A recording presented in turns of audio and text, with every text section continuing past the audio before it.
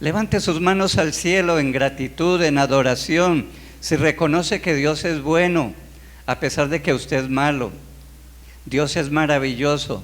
Dios es digno de toda gloria, de toda honra, de toda adoración. Señor, muchas gracias por la vida, gracias por tu misericordia, gracias por el privilegio de estar aquí en este lugar de adoración, lugar que nos has regalado para gloria de tu nombre, para hacer vigilias, ayunos, cultos, adoración, enseñanza. Padre, muchas gracias, es una bendición, es un privilegio, Dios mío. Gracias por la vida de mi hermano, de mi hermana, Señor. Gracias porque le has dado este privilegio, Señor. Oro que bendiga a cada uno, Señor, y que en esta mañana nos ministre a través de la palabra. Necesitamos sabiduría para entender tu palabra, Señor. Ilumina nuestra mente, ilumina nuestro corazón, y que tu palabra llegue a nuestro corazón en este día, Señor. Te lo pedimos en el nombre de Cristo Jesús. Amén y amén. ¿Pueden sentarse, hermanos? Bueno, el título, vamos a estar reflexionando sobre un título. El título es: Nada hay imposible para Dios. La mayoría lo cree, algunos no. Nada hay imposible para Dios. Qué hermoso, ¿cierto? Qué hermoso saber que tenemos un Dios sin límites. Sin límites. No hay nada imposible para Dios. Y nada es nada. Lo único que Dios no puede hacer es mentir. Él no puede mentir. Se parece a nosotros, ¿cierto? A veces no podemos ni decir la verdad porque nos da vergüenza y evadimos, pero Dios no puede mentir, no puede pecar, no puede ir en contra de lo que Él es, y Dios es bueno.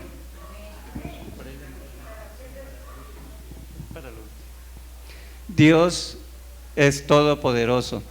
Muchas veces uno le dice a la gente: mire, yo le voy a ayudar, cuente con esto, pero resulta que pasan circunstancias y después uno dice: ¿qué? Ay, qué vergüenza, ay, lo lamento, ¿cierto? Porque las circunstancias a veces no nos permiten y no tenemos el poder como para sostener nuestra palabra y nuestra promesa. Pero Dios sí tiene todo poder. Por eso lo que Él dice, eso es palabra segura. Amén. Vamos a mirar en Génesis capítulo 18, versículo 13 al 15. Si usted no tiene Biblia, mire, aquí está para que usted pueda leerlo. Dice: entonces Jehová dijo a Abraham: ¿por qué se ha reído Sara diciendo: ¿será cierto que he de dar a luz siendo ya vieja? ¿Hay para Dios alguna cosa difícil? Diga no. ¿Hay para Dios alguna cosa difícil? Claro que no. Al tiempo señalado volveré a ti, y según el tiempo de la vida, Sara tendrá un hijo. Entonces Sara negó, diciendo: no me reí, porque tuvo miedo. Y él dijo: no es así, sino que te has reído. ¿Cómo lo ven? Mentiras, mentiras, mentiras. Mentiras, ¿cierto? Ahí están los humanos. Ahí están el hombre y la mujer. Eso no es solo de nosotros, menos mal, ¿no? Estamos hablando del padre de la fe. Y el padre de la fe está con dudas, su mujer mucho más. Y digo con dudas porque Abraham recibió la promesa hacía muchos años, pero como humano, pues a veces pasan los años, habían pasado 10 años y nada, y cada vez más viejos, igual que nosotros, y nada, que llegaba el niño, y Sara vieja, y nada. O sea, por eso permitió, tuvo relaciones sexuales con su esclava, pues por orden de la mujer, ¿no? Ni modo, y hay que obedecer.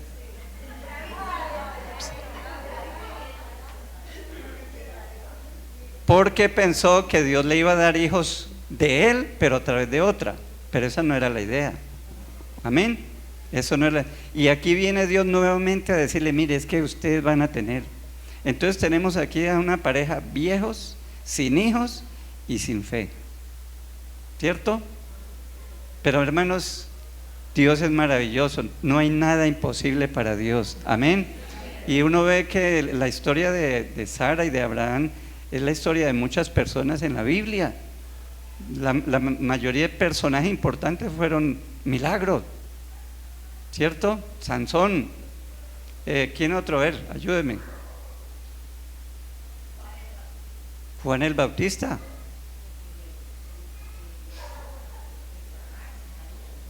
Zacarías. Isaac, pues sí, estamos hablando de Isaac, este es Isaac. Para su información estamos hablando de Isaac. Entonces, para Dios no hay nada imposible. Gloria a Dios. Marcos capítulo 16, vamos a leer varios versículos de este capítulo. El primer versículo dice: cuando pasó el día de reposo, ¿qué título tiene ahí en su Biblia? La resurrección de Cristo. La resurrección de Cristo. Dice, cuando pasó el día de reposo. ¿El día de reposo cuándo es? El sábado. O sea que había pasado, o sea que estaban en el día ¿qué? Domingo, en el día domingo. María Magdalena, María la madre de Jacobo y Salomé compraron especies aromáticas para ir a ungirle. ¿A quién? A Jesús, que lo habían enterrado, ¿cierto? Era una costumbre de echarle ungüentos, perfumes, ¿sí? Era una manera y una costumbre aún desde los egipcios para preservar los cuerpos, ¿no? Embalsamar, exacto. Hoy en día no, eso que cuente perfume ni que nada, ¿no? Lo echan a uno allá en el hueco y se van rapidito por los perfumes que salen de nosotros, de nuestra naturaleza, ¿no? Entonces, estas mujeres dicen que fueron y compraron especies aromáticas para ungirle. Y muy de mañana, el primer día de la semana, vinieron al sepulcro ya salido el sol. ¿Qué notan ustedes aquí en estas mujeres? ¿Qué hicieron el día domingo? ¿Se fueron de vacaciones? ¿Se fueron de puente? Fueron donde Jesús, o sea, estaban deseosas de cumplir como mujeres un servicio. Ahora, yo no sé si usted recuerda que Jesús les había dicho que Él iba a resucitar. ¿Eso era una novedad? No, el Señor en varias ocasiones les dijo que Él tenía que morir, pero que iba a resucitar al tercer día. Pero vemos en ella y en todos los discípulos la incredulidad. Eso es lo que predomina en nosotros los seres humanos. Somos buenos para ser incrédulos. Somos buenos para dudar, somos excelentes. La fe nos exige, la fe como que nos queda grande. Por eso necesitamos, para acercarnos a Dios necesitamos ¿qué? Hacer nuestra parte, hacer nuestro esfuerzo. Estas mujeres fueron ahí y dice que muy de mañana. ¿A qué hora llega usted? Pregúntele al que tiene ¿a qué hora llega usted al culto, hermano?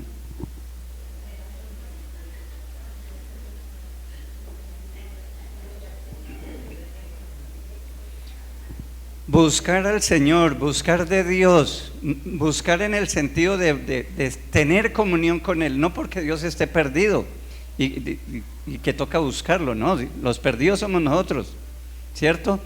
Buscar tener comunión con Dios, congregarse, eso implica esfuerzo, ¿sí o no?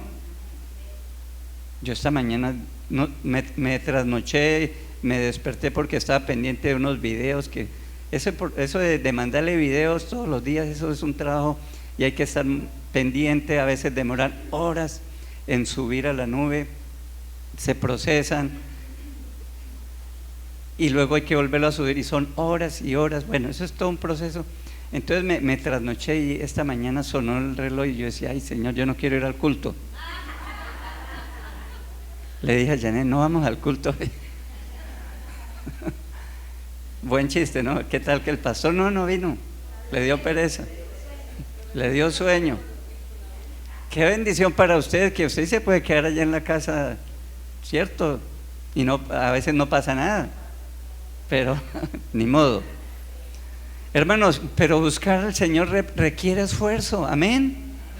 Ellos se levantaron, mire, no solo esfuerzo físico, sin acción, dice que fueron y compraron unas especies aromáticas, o sea que también implica alguna inversión, ¿cierto? Algunos pagan pasajes, qué sé yo, algunos traen ofrenda, otros no, pero implica algo de nuestra parte, pero el Señor es digno de todo eso. ¿Cuántos dicen amén? Él es digno de gloria, de honra, y a la final los bendecidos somos nosotros, porque si usted no viene a adorar a Dios, Él sigue intacto, poderoso, glorioso, amén. Nosotros somos los que necesitamos. Buscar al Dios implica acción. Hay gente que quiere crecer, que quiere avanzar en su vida cristiana, pero no hace nada. Hermano, tiene que estudiar la palabra, si usted quiere avanzar en su fe, tiene que hacer las escuelas bíblicas, tiene que estudiar, tiene que avanzar. ¿Cuántos dicen amén? Pero quieren crecer y amar y ser poderosos espiritualmente, pero no hacen nada. Es como el que quiere ser bilingüe, pero no le dedica tiempo a nada. Y yo quiero aprender inglés y help me, please, God. No se le dedica a eso le toca dedicar. ¿Cuántos dicen amén? Todas las cosas en la vida implican esfuerzo, dedicación. ¿Cuántos dicen amén? Estas mujeres se levantaron muy de mañana, dice ahí, el versículo 2, el 2, sí. Y muy de mañana, el primer día de la semana, vinieron al sepulcro ya salido el sol. Versículo 3. Léalo, por favor.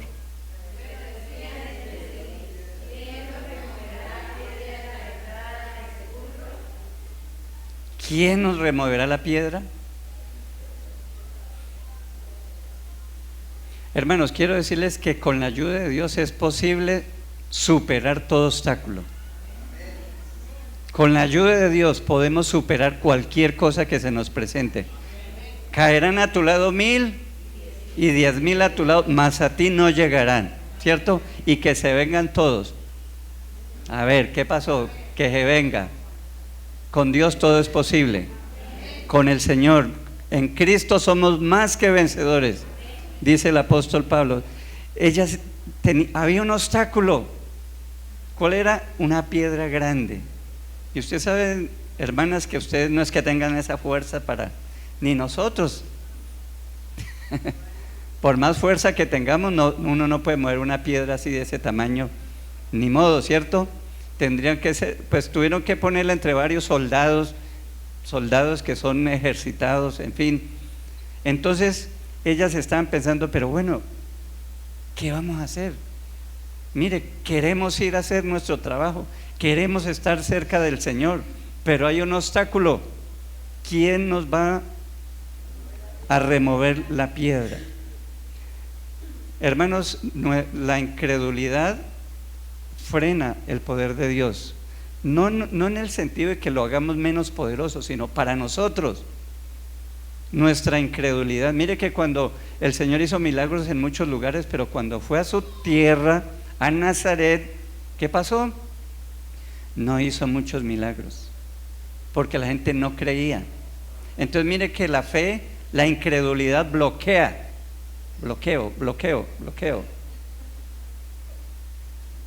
la bendición de Dios. Dígale al que tiene, no bloquee la bendición de Dios con su incredulidad. No seas incrédulo, sino creyente.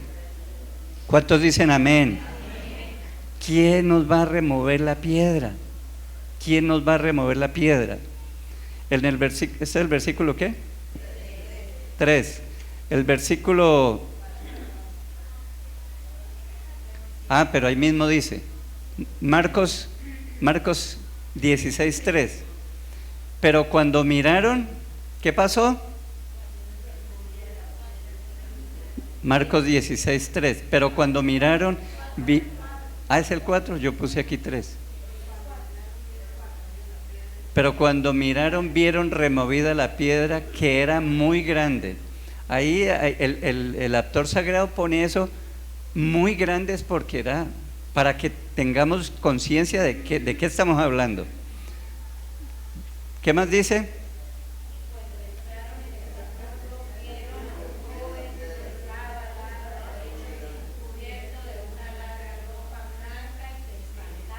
Qué maravilloso. Mire, ellas están preocupadas, pero ¿cómo vamos a hacer? ¿Quién nos remueve la piedra? Y resulta que Dios ya se había adelantado. ¿Alguien puede decir amén? Hermanos, mire, lo que a usted le preocupa tanto, Dios ya lo tiene resuelto. En estos días hablaba con alguien que le preocupa el futuro y que va a estar sola y que no sé qué. Yo le dije, ¿y usted qué sabe? O sea, y es que es esa tendencia en nosotros de mirar al futuro, y cuando no podemos hacer nada con el futuro, y con el pasado menos. Tenemos el presente. Esto es lo que usted maneja. Ahora es el momento. Lo que pasó ya no puede cambiarlo. No puede cambiarlo. El futuro menos. Y mire, hermano, yo no sé, pero a veces nos preocupamos de tantas cosas y resulta que con el tiempo nos damos cuenta que esas cosas se dieron, se solucionaron. ¿No ha pasado en su vida? Mire hacia atrás, piense un poquito y vea que había muchas cosas. Pero el Señor es bueno, hermanos. Dios es bueno. Dios es maravilloso y es poderoso para ayudarnos. Ellas llegaron y encontraron que ya el problema estaba resuelto. Tremendo. Seguro que así nos va a pasar. A los hijos de Dios nos pasa así. Para los hijos de Dios hay la provisión. Mi Dios pues suplirá todo lo que les falta, conforme a su fe, no, conforme a su riqueza en gloria. Dele un aplauso a ese Dios maravilloso que piensa en el futuro. Gloria a Dios. Nada imposible para Dios. Repítalo. Nada imposible para Dios. Amén. En Mateo 28, mire, aquí nos explica Mateo 28, versículo 2 al 4. ¿Qué fue lo que pasó? Dice, y hubo un gran terremoto, porque un ángel del Señor descendió del cielo y llegando removió la piedra. Esa piedra que las tenía preocupadas, esa piedra que les preocupaba, que les afanaban, el Señor mandó un ángel. Vea, tenía que ser un ángel, que son poderosos, ¿cierto? Dice, removió la piedra y se sentó sobre ella. ¿Qué notan ahí?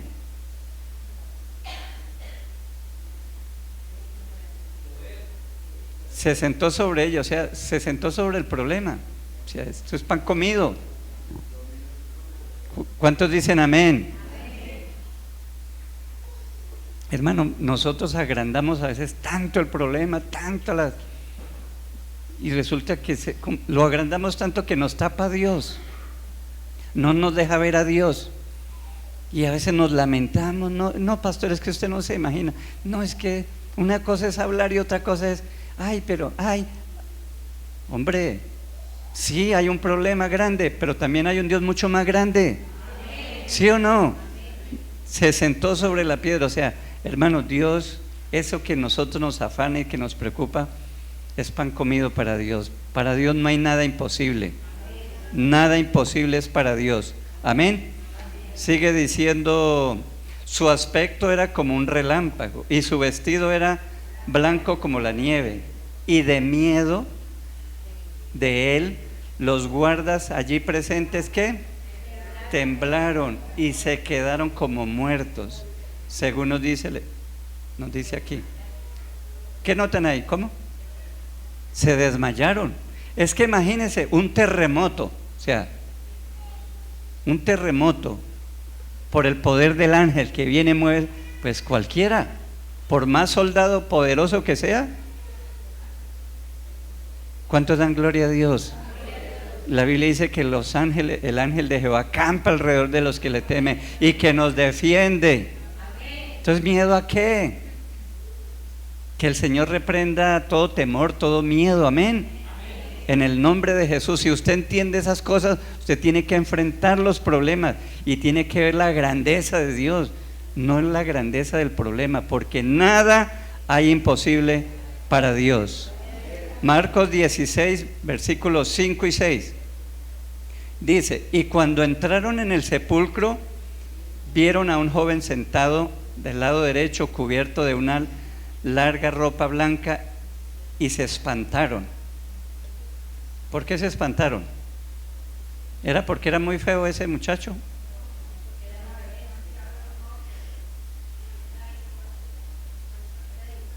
Claro, era un ser sobrenatural.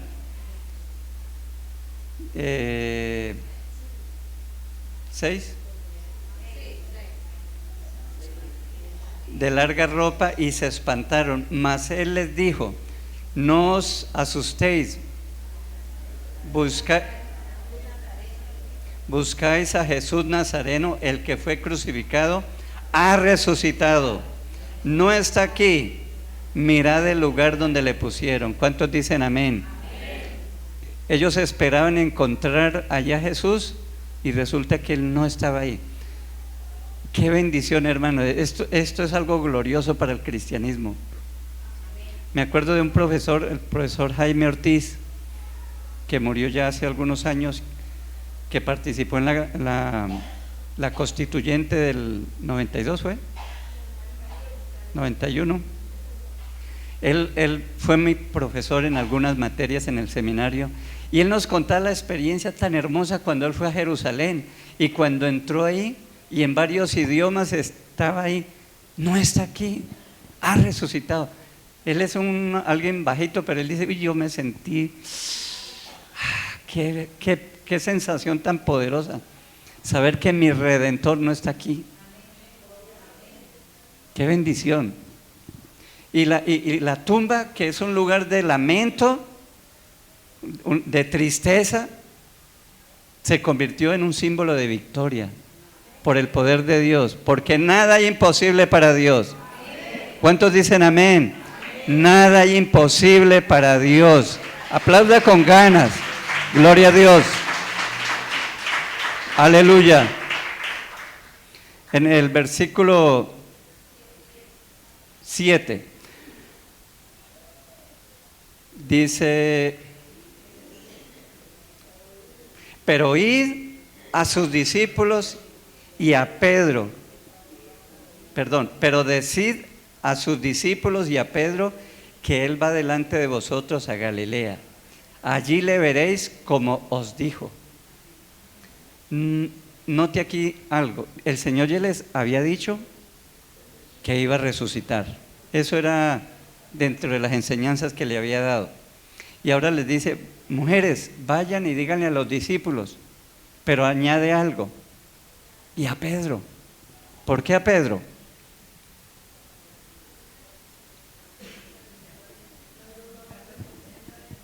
¿Cómo?